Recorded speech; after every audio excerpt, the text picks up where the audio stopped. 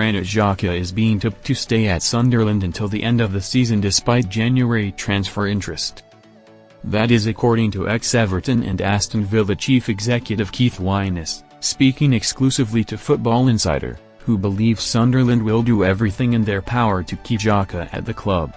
Xhaka joined Sunderland from Bayer Leverkusen in the summer, becoming captain of the club on his arrival. Amid a fine start to life at the Stadium of Light, with Sunderland currently sitting 7th in the Premier League table, Juventus are one club interested in signing Xhaka in January. Granit Xhaka enjoying life at Sunderland. Everton's former chief Keith Wyness, who served as CEO at Goodison Park between 2004 and 2009 and now runs a football consultancy advising elite clubs, thinks any departure for Xhaka will be next summer.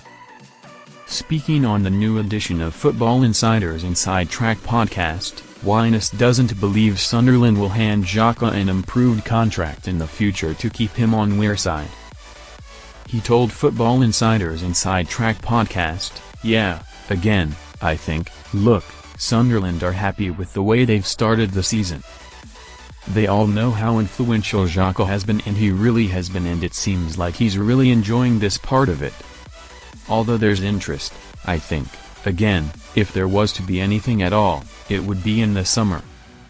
I don't expect anything to happen at all short term in January. I think Xhaka is going to see the season through, and that would give Sunderland time to look for replacements. There aren't many Granit Xhakas around with experience, but there are a few. And so, they'd be able to replace him with somebody. But I think he's enjoying the project, which is a word I hate to use, but I think he is. And I think he's going to be there. And Sunderland will do all they can because they're really feeling positive and moving forward.